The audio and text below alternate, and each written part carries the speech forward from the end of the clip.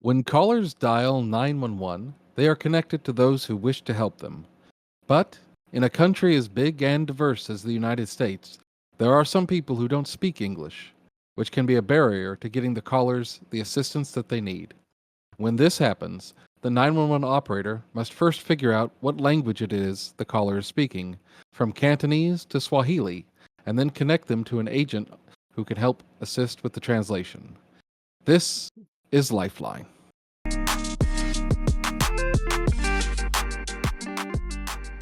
Well, welcome back to another episode of Lifeline 911 with your host, Erica. Hello. I'm your co host, Gary, and today we are discussing Language Line. So, in an emergency communications center, one of the important aspects is being able to communicate in an emergency, I would say. You know, it's almost like it's in the name. Yeah. Shocking. Yeah. And there are very many times when you'll have callers that call in that don't speak English, and you still need to get them help when they need it. And uh, how does that process kind of work? How does that play out for like a 911 operator and the caller?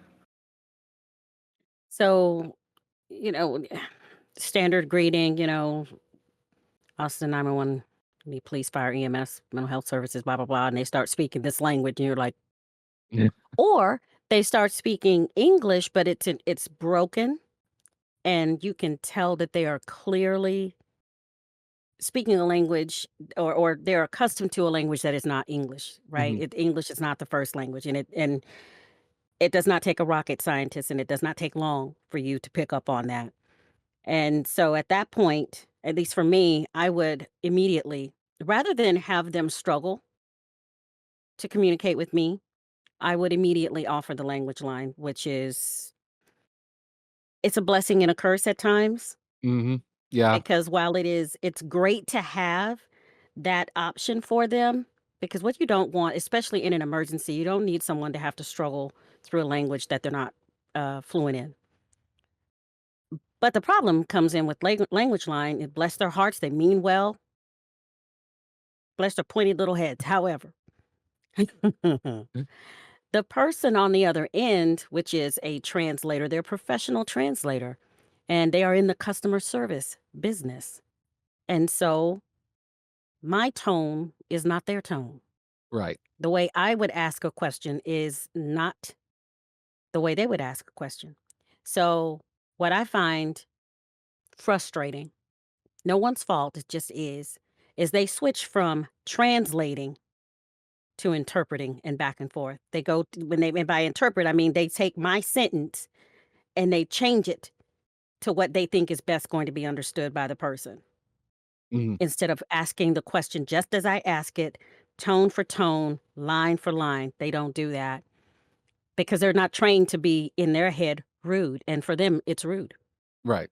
And, you know, it is in a very large degree, you know, because customer service for us is measured in our customer being alive at the end of the call.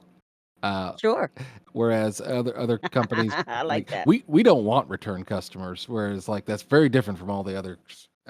So we do have to Yeah. be more direct, more blunt than like if you were to be calling, you know, like any other company really, and Yeah, your talking to a credit card customer. company or, what amazes me is, uh, you'll have people call and they don't know that we even have that option. Mhm. I was surprised once when I was in Denver taking calls. I don't remember the language, but the lady was like she was struggling, and it was obvious that she was struggling. So I asked her, "What language do you speak?" And she said, "English." I'm like, "No, no, I only speak two mm, languages, English and bad English. no, ma'am, no." I mean, what? And I had to get. I don't know if it would really be considered creative, but I said, "I understand you're speaking English right now, but what do you speak when you're at home?" Mhm. And she immediately went she told me what it was, and I said, "Well, hang on a second, one moment, I'll get a interpreter or a translator or something like that." I said, "Hang on a second, I'll get someone that speaks that language." Mhm. "You can do that?" "Yes, just Yeah. hang on a second." And she was So surprised. And when the translator came on the phone, or interpreter, whatever you want to call it, I can never remember now. When the person came on the phone and I started speaking, the lady, it was, you could hear the relief in her voice because now she didn't have to struggle try to find the right word that meant the right thing to tell me to be able to get what she needed. Right. Yeah, absolutely. Because, um, like me, I was, I'm a native Texan. So I, of course, in school, opted to learn a language very useful to me and very helpful, French. Um, so, uh, I just thinking from my own life, if I was in an emergency situation and had to communicate in French, that would be very difficult for me because not Hmm. only is it just tough to do in the first place to learn multiple languages, but when you have got that stress of whatever the situation is, you're not thinking clearly to begin with. So then to add that level of confusion on top of it, um, Yeah, it makes it much more difficult for the caller. However, absolutely. yeah, I would say that on the flip side of that, it it does slow a lot of the process down when you're doing an interpreter Hmm. because um, not only does it at the very best double the length of the call, so how long it takes to ask a question is automatically at least doubled, and that's if they're not doing Hmm. what you were talking about, the um, interpolating different Yeah. you know sentences and stuff. Or changing the tone and changing the tone of your question. I never forget in Denver, there was this guy, all I know is him by David. He was on the language line, and I wanted to crawl through the phone and marry David and bring him back to Denver so he could sit next to me. That anyway, anytime I had a Spanish speaker, I could just say, hit it. Because this guy was so good that if you said, no, I need the address right now. Don't talk to them. Talk to me right now. He would say, no, I need the address right now. Don't talk to them. Talk to me. I was like, the first time I got him, I was like, this is the best. Can I just keep Holy you in my crap. pocket? Yes. And it got so bad till once it started picking up through the center that David was the guy. Hmm. David was the guy you wanted. We were like, dude, can you give your people a class? I need you to give a class and I need you to tell them that it is not rude for them to XYZ exactly. And I mean, he would match us tone for tone, word for word. It was, Yeah, yeah, a we beautiful tried to thing. ask for David and they said, no, you can't ask for him. We was like, God dog. But yeah, David was getting all the commissions, okay? Because once we figured it out, we was asking for David. yeah, like a good interpreter can really make a process go just as smoothly as a bad interpreter can make a process go as bumpy. Yeah. Because you know, basically, so what an organization that does the translation, they've got a group of people, a bank of people that speak different languages. Mhm. So when you call in, you say I need one for Spanish or two for Mandarin or X, Y, or Z, whatever Whatever. language you need, Hmm. and then it'll route it to whatever interpreter they have available that speaks that language. So you might get Hmm. somebody who speaks it very well. You might get somebody who doesn't speak it as well. You might get somebody nowadays who's at home washing their clothes, or you might get somebody who's actually in Hmm. the office. So it's really a Yeah. grab bag of what's happening. And in the interpreter's defense, like they most of their calls probably aren't emergency calls, so they're getting thrown into a Sure. situation where it's like, "Hey, this is the police department. I need you to ask them where they are. Go." And then it's just like, I'm being stabbed, and these are just like people are like, I've never trained for this. I don't know what I'm doing. Absolutely. Yeah, Yes. And you're right. And that's why I said in the beginning, through no fault of their own. mm, And this is not what they are trained for. They are not trained to speak to people in the manner that we are. So for them, to be thrown into that situation, they are traumatized and they're trying to, whoa, wait a minute, process and then go into action. But not to mention, it goes against the grain of everything they've ever been taught. You yeah, don't speak to people this way. You yeah. don't talk to them this way. You don't demand things. And is my boss going to be okay when they listen to this call? I wish they would give them, even if it's just a crash course that says, look, when this customer calls, when this client calls, I need you to match them. I understand that it goes against the grain. It is, counterintuitive, whatever you want to call it, Mhm. but this is what is required. This is why they need you. Oftentimes it will be a life and death, and time is of the essence, and we simply don't have time for niceties. I Right. wish they would break that down for them, and I feel like if they do, maybe it gets lost somewhere, but I really wish they would do that because I think it would go a long way in preparing the interpreter to handle it when we call or handle it better. They don't do a Mm. bad job for what they do. If you think about it in terms of us as a profession, having not prepared them to help us, they're not doing a bad job. Right. We're doing the bad job because we didn't prepare them to help us. Mhm. Yeah. We didn't set the expectation. And I agree to that, and it's just it's adding another layer of complexity into getting a Hmm. 911 call handled, getting Yeah. service to people that need it. Um, and that layer of complexity is, as you said, like completely unknown. So, because it Hmm. could be somebody who's maybe done a whole bunch of those and is used to being more blunt and direct, or it could be somebody who, Like David, yeah, man, like if I could David, find him, find you a oof, David. 911 I'm call centers, serious. you find you a David. They're out there. Telling you, we Um, tried, but never mind. Okay. or it could be somebody who's really into customer service and can't can't on that immediate kind of turnaround break that mental habit of I've got to be really Hmm. nice to these people and Sure. smooth things over.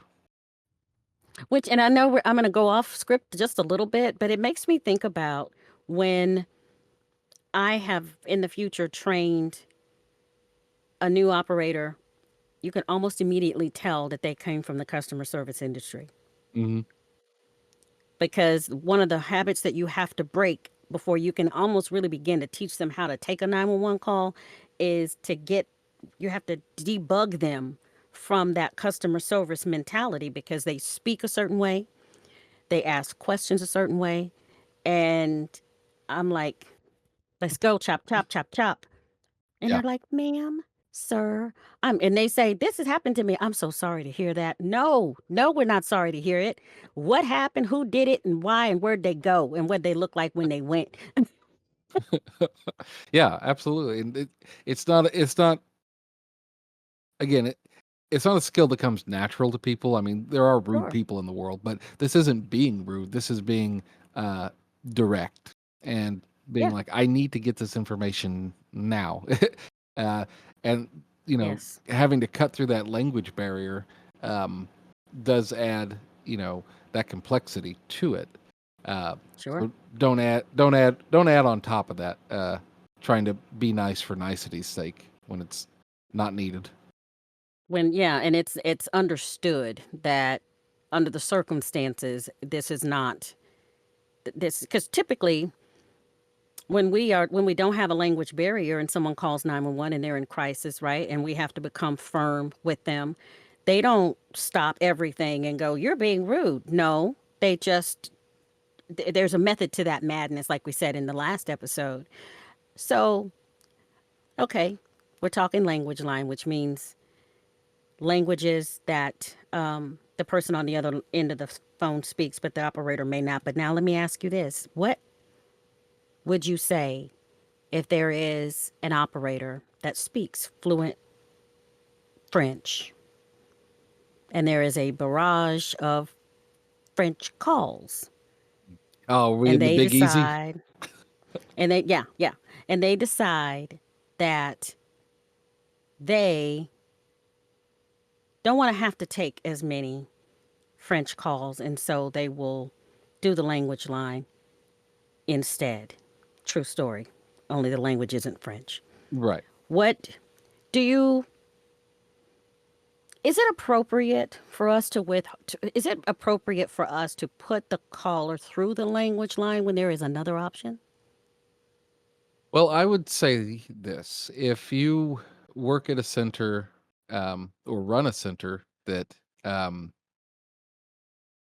doesn't because like it doesn't appreciate people's skill sets. So if Mm, you're multilingual, um, and you're like, I have this skill, I'd like to get paid for it. That should be something that's written down into policy procedures somewhere along the way. So um, you if you take a job, and you're multilingual and you speak French and English or whatever languages might be the case. Um, I think it's perfectly appropriate to say, "Hey, I have the skill that you guys need. Can I get a stipend or a pay bump or something for using it?" Um, because that to me seems fair.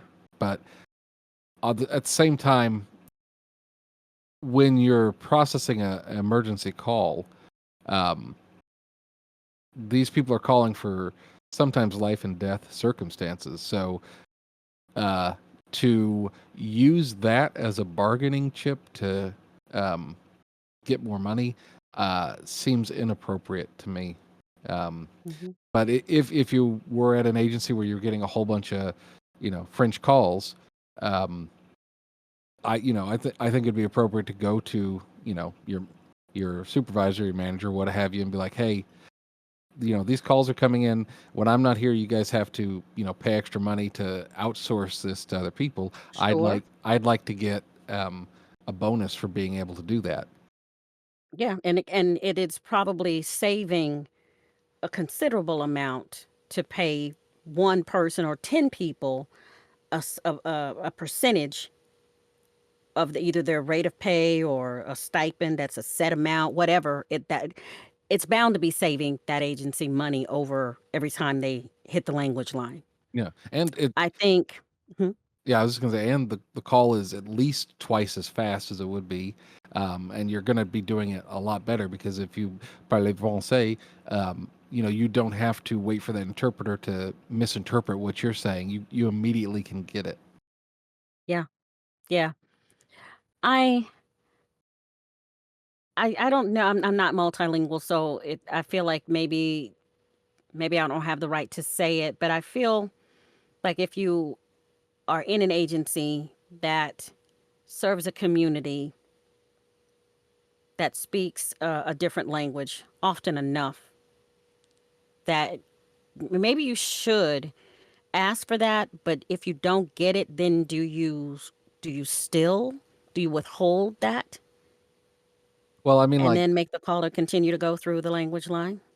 yeah, and that is an excellent question because unlike most any other job you can do, um, you lives aren't at stake. So I think if Hmm. you are in that position and you're not able to like get extra pay or a stipend or something, at the end of the day, you need to ask yourself if you use language if you refuse to speak French um, on these calls and you doing that gets somebody killed, not even worried about the legal ramifications or anything, because say like, hey, I didn't speak that language, but if you would know it if the response was Hmm. slowed down or messed up, would you be able to live with yourself? Yeah, it becomes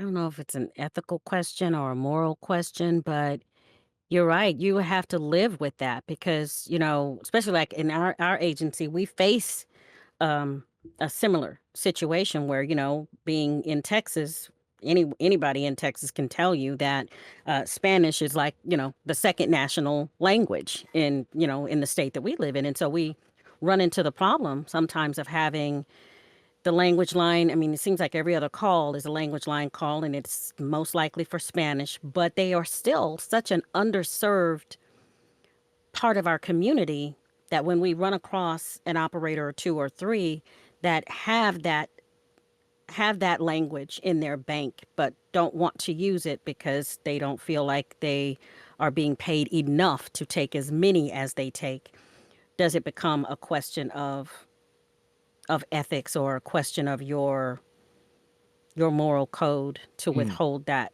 and force the emergency call to take longer than it should or has to? yeah, I don't know. and it's um, I don't know, like this profession is not a profession you should go into if you want to make money. And You can say that again for the people in the back. uh, um, it's a profession that you go into because you want to help people. And Mhm. part of that is, yeah, sometimes you're not always going to get the best end of the deal. It's going to Sure. happen. Like, it's happened to you. It's happened to me. It's happened to anybody, Mhm. that works here. But we keep coming back to work because we care about people and we want our communities to be safe and people to Yeah. be okay. So if you are so motivated by uh, the perceived imbalance in workload or the unfairness of not getting, paid for that, um, I like that. Perceived imbalance. yeah, because And it is perceived, actually. yeah, because I mean, there's days when, like, like when we work together on the same shift, like, you'd be more busy than me or I'd be more busy than you, but like I never Mhm. was like, oh, Erica's just screwing around over here. We're Yeah, yeah. yeah, and I never looked and go, "Gary, because everybody didn't come everybody wanted to come up and talk to me today for Hmm. whatever reason. I didn't look at you and go, "You're over there slacking, watching TV or whatever," but because I had no control and neither did you over Yeah. how the call flow was gonna happen that day. Hmm. And especially since, like, if your fellow operators are transferring calls to you because they don't speak that language, it's not like they're pushing work off onto you. They can't do it as well as you can. Yeah, So I guess the yeah. question is, do you have a responsibility to use your gifts and your talents to help humanity? And I think the answer to that's yeah. Yeah, yeah, yeah. Not to mention, the other more practical way to look at it is while you're taking that call in Spanish and not having to go through the language line, you're helping that person. The call is getting answered faster. But guess what? The other two or three calls that the other two or three colleagues around you aren't taking because you're on call with that one, the workload is still being evenly distributed. The Mm-hmm. calls are going to whoever is able to take it. Mm-hmm. It, Yeah. it no one's singling you out, but this is a help profession, and I think you're right. I think I can't add to, and I can't do any better than what you said about, you have to ask yourself, is it right to withhold that? Mm-hmm. And why would you enter this profession Yeah. if you don't It's wanna help? not about the glitz and the money, let me tell you. Yeah, yeah. Although like, we recently had TC week and that was a lot of fun. I felt really appreciated and glitzy after that, I suppose. Yep, So yep. thank you to everybody who is a telecommunicator, and I hope that everybody had a good telecommunicators week as well. Um, We actually did. I was tired when it was over with. Reminds me of yeah, Christmas. yeah, You love it and it's great and you look forward to it every year, but the day after you're like, "Whoo, beat, I'm so glad." I yeah. was whooped. I slept till noon the following day. I was beat down. I was tired 'cause I was running around like a chicken with my head cut off the entire week. Hmm. I mean, uh, kind of the last part of the language line is kind of the future of, like, these calls because um, Mhm. I don't know if you've ever seen Star Trek, uh, but yeah, No. um, Only one of my favorite shows ever. but in Star Trek they have something like called a universal translator, and they just boop, Oh and my then god, that would be amazing. and our technology is pretty much at that point where we can do uh, almost instantaneous translation of languages. Mhm. So, like, Mhm. you think about, like, Google Translate, um, and like software is coming around where Yeah. those sort of barriers aren't going to be a problem because the personal like, we already have it with like our text to 911 at our center, Yeah. thankfully, where if Mhm. you text in any language, it automatically translates it. It figures out what language it is, translates it, and then spits out the English translation, and Which then is vice versa. absolutely amazing. So cool. I'm looking Mhm. forward to the day when language line, and I hate it for them because, well, here's the thing: we're not going to put them out of business. They'll still be in business. They'll probably be very glad that they won't have these traumatic calls and this vicarious trauma to deal with. Hmm. I just now thought about that. I wonder what that must be like for them. Yeah, because they have absolutely no closure because they might be in a different state in a different hemisphere. Who knows? Yeah. And it's just like, oh, I heard a call about somebody getting stabbed, and then the line disconnected. Okay, moving on. How can I help you? Was your shirt delivered today? Or whatever their next Yeah, call is. seriously. Oh, wow. I just thought of that right now. We might have to do some investigating, see if we can get somebody. Because Uh, now I wonder. that would be interesting. Huh, But yeah, yeah, so with advances in technology and artificial intelligence, these immediate translations are, if not here, very very near around the corner. So the whole issue of next having to generation. Mhm. the whole issue of having to farm this out is going to kind of be moot, and we can um, I don't know, not have to worry about the differences in languages. We'll Yeah, rebuild that Tower of Babel. That'll work out well, right? Babel. Nice. That's it. Wow, you're right. It is. I predict probably in the next couple of 5 years it'll be here if it's not here already Yeah. in some way or another. You know what I mean? As far as like mainstream in peace apps everywhere, Hmm. it's coming. Yeah. So, um, That's exciting. I mean, like it is a useful tool to use. It is an expense to an agency, but it's a necessary expense because it allows you Hmm. to service your community and make Yeah, sure that they feel safe and uh, like they can ask for assistance as well if they need it. yeah. Agreed. All right. Agreed. And we hope that you all have enjoyed listening to us in whatever language you may be listening to this in. And if you guys have had any experiences, positive or negative, with trying to communicate with people in different languages, we'd love to hear about them. I guess specifically related to 911 profession, but it could be anything, Yeah. If you were getting Sure. a cab somewhere, Um, but Yeah. yeah, you can always drop us a line at our email address, lifeline911podcast@gmail.com, or leave us a comment. From all of us at Nice. Lifeline 911, I'm Gary, America. and we will see you next week. Thank you for watching our production of Lifeline 911.